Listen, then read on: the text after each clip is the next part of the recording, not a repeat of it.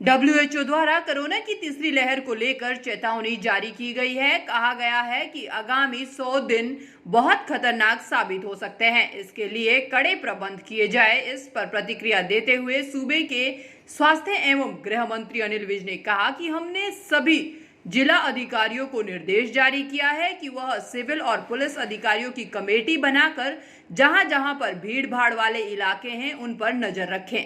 इसके अलावा जो SOP हमने जारी की है उसका भी सख्ती से पालन करवाएं।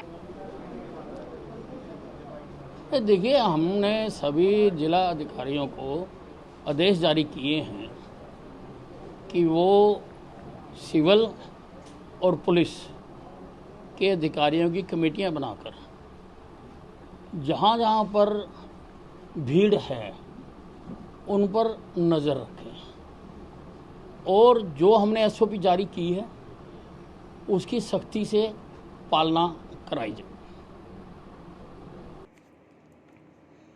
इस दौरान पंजाब कांग्रेस में नवजोत सिंह सिद्धू और मुख्यमंत्री कैप्टन अमरिंदर सिंह के बीच चल रही वर्चस्व की लड़ाई पर तंज कसते हुए मंत्री अनिल विज ने कहा कि कांग्रेस अब लोगों के मनोरंजन का साधन बन चुकी है। आए दिन नया एपिसोड देखने को मिलता है और ये सिर्फ पंजाब में ही नहीं बल्कि अन्य राज्यों में भी देखने को मिल रहा है। इसके ऊपर और अधिक बोलना ठीक नहीं है।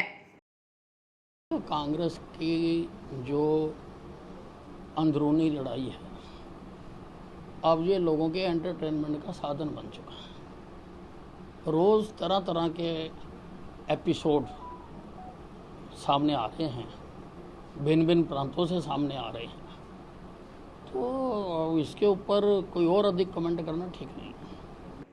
वहीं फरीदाबाद जिले के खोरी गांव में सरकार और गांव वासियों के बीच चल रहे गतिरोध पर कांग्रेस की प्रदेशाध्यक्ष कुमारी शैलजा ने कहा कि इसका तुरंत प्रभाव से पुनर्वास किया जाए।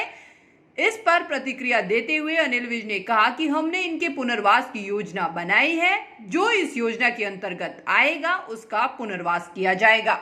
पुनर्वास किया नहीं, हमने पुनर्वास की योजना बना दी हुई है और उसके लिए वहाँ पर बाकायदा कैंप भी लगाया जा रहा है और जो जो उसके दायरे में आएंगे उनको पुनर्वास किया जाएगा।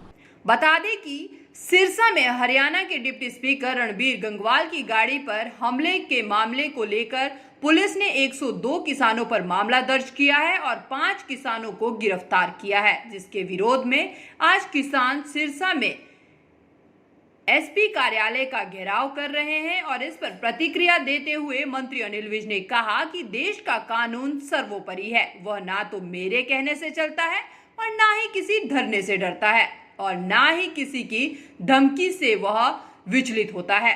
कानून तो अपने ढंग से ही चलेगा।